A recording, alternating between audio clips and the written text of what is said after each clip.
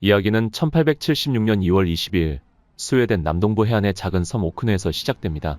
이곳에 살던 14살 소녀 카롤리나 올소는 여느 때와 다름없는 평범한 하루를 보내고 있었습니다. 5남매 중 유일한 딸이었던 그녀는 학교를 다니며 집안일을 돕는 성실한 아이였죠. 그날 비극의 씨앗이 뿌려집니다. 집으로 돌아오던 카롤리나가 얼어붙은 강 위를 건너다 미끄러져 머리를 세게 부딪혔다고도 하고 심한 치통을 앓았다는 이야기도 있습니다.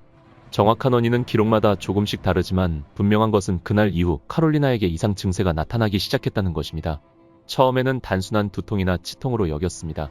하지만 며칠 뒤 카롤리나는 마치 깊은 잠에 빠진 것처럼 침대에서 일어나지 못했습니다. 가족들은 처음엔 곧 깨어날 것이라 생각했지만 그녀의 잠은 하루, 이틀 그리고 몇 주가 지나도 계속되었습니다. 그녀는 어떤 자극에도 반응하지 않았습니다. 숨은 쉬고 있었지만 마치 생명이 꺼져가는 듯 보였죠. 가족들은 절망했고 작은 섬마을 전체가 이 불가사의한 잠에 빠진 소녀의 이야기에 술렁이기 시작했습니다. 카롤리나의 잠은 끝날 기미를 보이지 않았습니다. 1년, 5년, 10년, 시간은 속절없이 흘러갔습니다. 그녀가 잠든 사이 형제들은 결혼하고 아이를 낳았고 세상은 전기의 발명, 자동차의 등장 등 격동의 변화를 맞이하고 있었습니다. 하지만 카롤리나의 시간은 14살 그날에 멈춘 듯 그녀는 침대 위에서 조용히 잠만 자고 있었습니다. 놀라운 것은 그녀가 이 긴 시간 동안 어떻게 생존했는가 하는 점입니다. 기록에 따르면 그녀의 어머니는 매일같이 딸의 입에 우유 2잔과 설탕물을 흘려 넣어주었다고 합니다. 이것이 그녀가 32년 동안 생명을 유지할 수 있었던 유일한 영양 공급원이었던 것으로 추정됩니다. 마치 식물인간 상태와 비슷했지만 그녀의 몸은 기적적으로 버텨냈습니다. 소문은 스웨덴 전역으로 퍼져나갔고 많은 의사들이 오크네 섬을 찾아 카롤리나를 진찰했습니다. 그들은 핀으로 찌르거나 전기 충격을 가하는 등 다양한 방법으로 그녀를 깨우려 했지만 모두 허사였습니다. 의사들은 그녀의 상태를 수면병의 일종 혹은 히스테리로 진단했지만 왜 그토록 오랫동안 잠을 자는지 어떻게 최소한의 영양분으로 생존하는지는 설명하지 못했습니다. 의학계조차 속수무책이었던 거죠.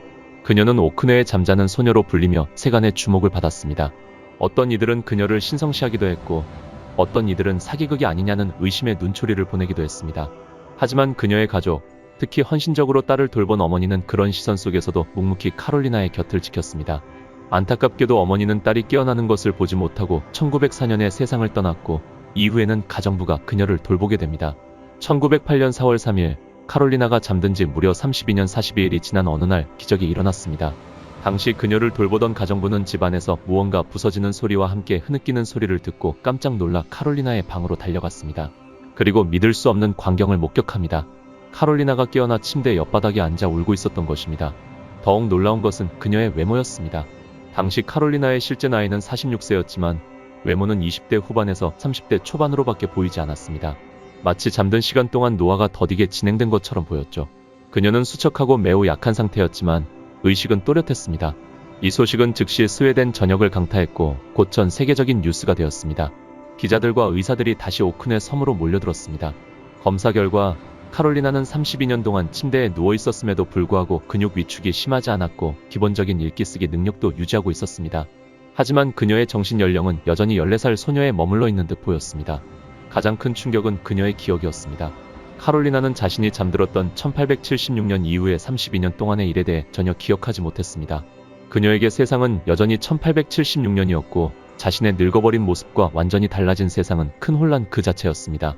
잠든 사이 돌아가신 부모님과 오빠의 소식은 그녀에게 큰 슬픔을 안겨주었습니다. 카롤리나는 깨어난 후 비교적 건강하게 살다가 1950년 88세의 나이로 세상을 떠났습니다.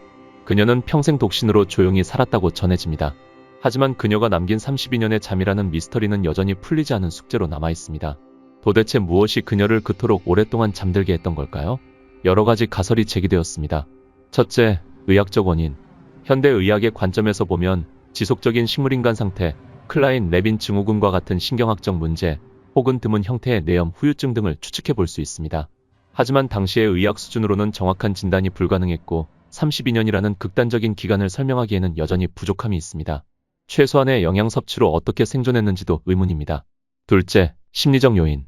카롤리나가 살았던 19세기 말은 히스테리나 전환장애와 같은 심리적 문제에 대한 관심이 높던 시기였습니다. 당시의 사람들은 스트레스나 충격이 실제로 몸에 이상을 일으킨다고 여겼고 이를 두고 다양한 해석이 오갔습니다. 어쩌면 머리를 다치거나 치통을 앓았던 사건, 혹은 알려지지 않은 다른 심리적 충격이 그녀를 현실로부터 도피하게 만들어 깊은 잠이라는 방어기제를 작동시킨 것일 수도 있습니다. 깨어난 후 기억 상실 역시 심리적 요인으로 설명될 수 있는 부분입니다. 셋째, 의도적인 속임수. 일부에서는 카롤리나와 가족들이 세간의 관심을 끌기 위해 의도적으로 잠자는 척을 한 것이 아니냐는 의혹을 제기하기도 합니다.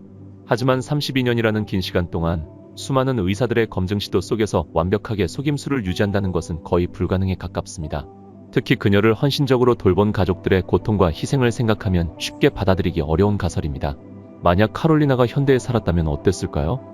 MRI, 뇌파 검사 등 정밀한 검사를 통해 그녀의 상태에 대한 더 많은 단서를 얻을 수 있었을지도 모릅니다. 하지만 안타깝게도 우리는 추측만 할 수 있을 뿐입니다. 32년의 잠에서 깨어나 완전히 다른 세상과 마주해야 했던 카롤리나 올손. 그녀의 삶은 인간의 신체와 정신이 가진 불가사의함, 그리고 시간의 무상함을 동시에 보여주는 듯합니다. 평범한 소녀에게 닥친 기이한 운명은 100년이 훌쩍 넘는 시간이 흐른 지금까지도 우리에게 풀리지 않는 질문들을 던지고 있습니다. 여러분은 카롤리나 올손의 이야기에 대해 어떻게 생각하시나요? 그녀의 잠은 과연 의학적 문제였을까요? 아니면 깊은 심리적 상처의 발현이었을까요? 혹은 우리가 상상하지 못하는 또 다른 이유가 있었을까요? 여러분의 생각을 댓글로 자유롭게 남겨주세요.